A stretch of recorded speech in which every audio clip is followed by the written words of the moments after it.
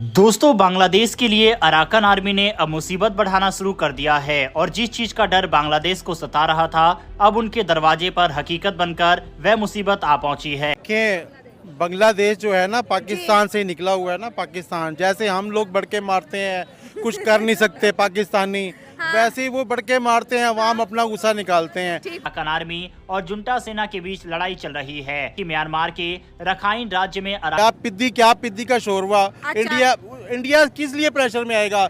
ना उनके पास बॉम्ब है, एटम बॉम्ब है, ना कोई उनके इतनी बड़ी फोर्स है। भूखे नंगे तो वैसे हैं, ठीक है, डिफॉल्ट वो हैं। हिंदुस्तान की दसियों लाख की सेना से लड़ने का दम भरते हैं बांग्लादेशी, दम भरते हैं कि बिहार जीत लेंगे, उड़ीसा जीत लेंगे, असम जीत लेंगे, पूरा का पूरा नॉर्थ ईस्ट जीत लेंगे।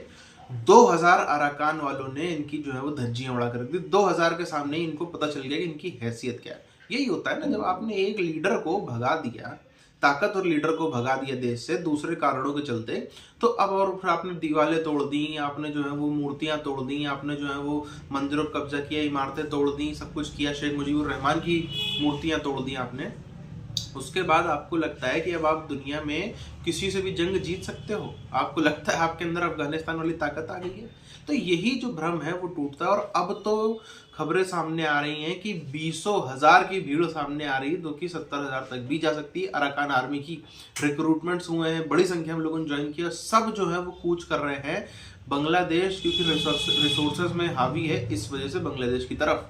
अराकान की वजह से रोहिंग्या मुसलमान बड़ी संख्या में बांग्लादेश की सरजमी पर आ रहे हैं और खबरों की माने तो अभी तक 1000 से ज्यादा की संख्या में रोहिंग्या मुसलमान बांग्लादेश की सीमा में एंट्री कर चुके हैं, जो कि उनकी समस्या को और बढ़ाने वाला है। कि बांग्लादेश जो है ना पाकिस्तान से निकला हुआ है ना। पाकिस्तान जैसे हम लोग बढ़के मारते हैं, कुछ कर नहीं सकते पाकिस्तानी, वैसे ही वो बढ़के मारते हैं, अवाम अपना गुस्सा निकालते हैं। भाई, जब बांग्लादेश को हमने जुदा किया, हमने बांग्लादेश के साथ ज्यादतियां की, वो अलहदा हो गए, फिर इंडिया ने उनको संभाला, भारत ने उनको संभाला, उनकी अभी भी ट्रेड सारी वही कर रहे हैं, सब कुछ वो इंडिया से ले रहे हैं। तो बस सुखी बदमाशियां दिखा रहे हैं कि भाई बदमाशियां दिखा रहे हैं, उससे दिखाने से कुछ भी नहीं होगा।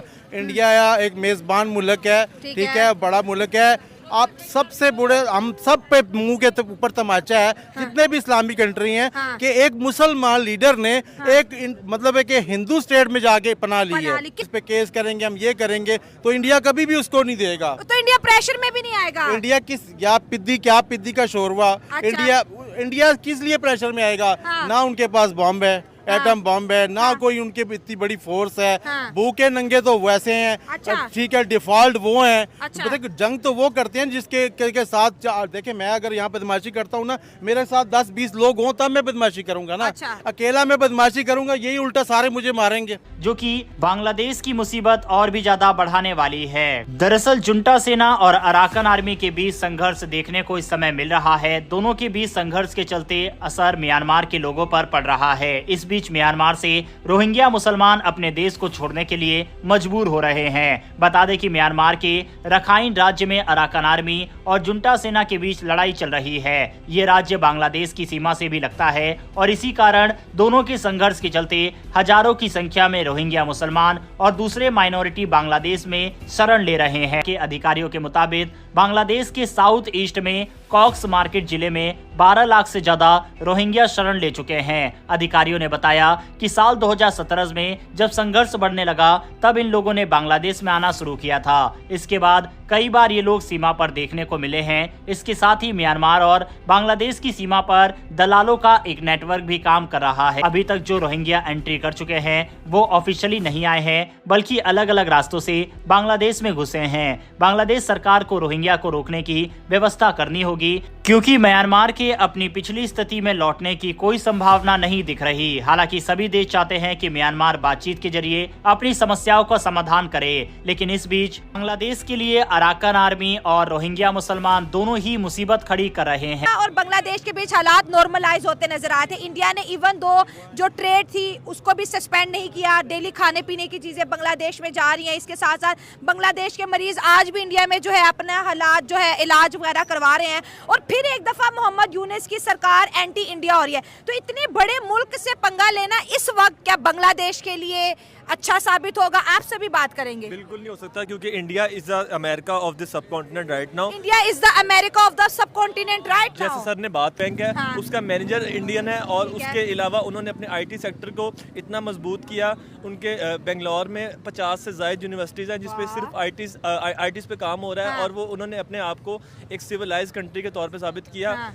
एशिया का जो रिचेस्ट आदमी है मुकेश अंबानी, वो वहाँ का है। अडानी। बांग्लादेश में आज भी अडानी की बिजली यूज हो रही है, वो भी कर्ज पे, और इंडिया को आंखें दिखा रहे हैं। मैडम, पाकिस्तान का मसला ये ना, यहाँ पे हर चीज़ की सहूलत है। मैं अगर आपको हर चीज़ की सहूलत दे दूंगा ना, तो ये है कि उस 105% में से 110 कहती है कि हम सच्चे हैं। हाँ। ओहो, क्या मैथ है ये देखें ना, ये क्योंकि हम दिन में 2 यहाँ पे लागू हो जाएगा ये मैथ मैम बड़ी देर से लागू है। जिस तरह कि आपने शेख हसीना वाजिद ने बात की ना, उन्होंने उस कंट्री के लिए काफ़ी कुछ किया। हाँ। वो शेख मुजीबुर रहमान की साहिबजादी है, उसने इस मुल्क के लिए काफ़ी कुछ किया, लेकिन उन्होंने ना फिर एंड पे एक जागीर समझ लिया था कि सिर्फ मैं ही one man show, one man army हूँ। जिस तरह यहाँ पे भी एक पाक आर्मी है जिसका नाम पाक आर्मी है, जिसकी एब्रीवेशन पाकिस्तान आर्मी से निकली हुई है। बांग्लादेश की यकीन करें, अगर पाकिस्तान से बांग्लादेश अलहदा न हुआ होता ना, तो बांग्लादेश को इंडिया ने घास भी नहीं डालनी थी, ठीक है, पूछना भी नहीं था। सही क्योंकि इंडिया इतना बड़ा मुल्क है, उसको क्या तकलीफ पड़ी है कि दूसरे के मुल्कों को में पंगा लेने की, उनकी फिक्र करने की। अच्छा। सिर्फ पाकिस्तान को उसने नीचा दिखाने के लिए। और देखे, जब कोई मजलूम यहाँ किसी के साथ ज्यादती होगी ना, हाँ। तो सबसे पहले जो करीब वाला उसकी मदद करेगा ना। ठीक है। जब बांग्लादेश के साथ हम लोगों ने ज्यादती की, तो फिर इंडिया ने मजबूरन उसकी मदद की, कि उसको खड़ा किया। ठीक है कि एक तो उसका हमसाया था। पहले बात करते हैं बांग्लादेश की तरफ से भेजे गए लेटर के बारे में। दरअसल बांग्लादेश की यूनिट सरकार ने शेख हसीना की वापसी के लिए भारत को एक चिट्ठी दी है। मीडिया रिपोर्ट्स के मुताबिक बांग्लादेश के विदेश मंत्रालय के सलाहकार तौहीद हुसैन इस बात की पुष्टि करते हुए बताया गया है कि हमने शेख हसीना के प्रत्यर्पण के लिए भारत को एक राजनीतिक चिट्ठी भेज दी है। बांग्लादेश की सरकार कानून का सामना करने के लिए शेख हसीना की वापसी बांग्लादेश में चाहती है। उसने शेख हसीना के खिलाफ हत्या, किडनैपिंग, देशद्रोह से जुड़े कुल 225 केस दर्ज किए। अब कानून का सामना करने के लिए भारत से हसीना की वापसी की मांग की जा रही है। इस मामले पर भारत के विदेश मंत्रालय के प्रवक्ता रणधीर जायसवाल ने बताया, बांग्लादेश के हाई कमिश्नर से एक मौखिक नोट प्राप्त हुआ है जो प्रत्यर्पण से संबंधित है। इसके अलावा इस पूरे मामले पर कोई जानकारी भारत की तरफ से साझा नहीं की गई है। ऐसे में एक सवाल उठता है कि क्या भारत शेख हसीना की वापसी कर उन्हें बांग्लादेश भेज देगा। आपको दोनों देशों के बीच हुए एक एग्रीमेंट की जानकारी देते हैं। साल 2013 में भारत के नॉर्थ ईस्ट उग्रवादी समूह के लोग बांग्लादेश में छिप रहे थे। भारत सरकार चाहती थी कि उन्हें बांग्लादेश में शरण लेने से रोका जा सके। वहीं इसी दौरान बांग्लादेश के प्रतिबंधित संगठन जमात उल मुजाहिदीन के लोग भारत में आकर छिपने लगे थे। दोनों देशों ने इस समस्या से निपटने के लिए एक प्रत्यर्पण समझौता किया था। इसके तहत दोनों देश एक दूसरे के यहाँ छिपने वाले भगोड़ों को लौटाने की मांग कर सकते हैं। हालांकि इसमें भारत राजनीति से जुड़े मामलों में किसी व्यक्ति के प्रत्यर्पण से इनकार कर सकता है। 2000 अराकान आर्मी वाले जब इनको कुछ नहीं कर सके, जब 2000 अराकान आर्मी वाले बांग्लादेशी सेना की हिम्मत नहीं कि उससे जाकर के भिड़ ले, तो क्या होगा अगर उनकी संख्या बढ़ जाएगी। और यही हो रहा है। वहां पर अब कई गुना बड़ी सेना बांग्लादेश की तरफ कूच कर रही है। उसके कारण आप समझिए, म्यांमार से बहुत अमीर देश है बांग्लादेश। म्यांमार के रिसोर्सेज कुछ नहीं है, बांग्लादेश के रिसोर्सेज बहुत कुछ है।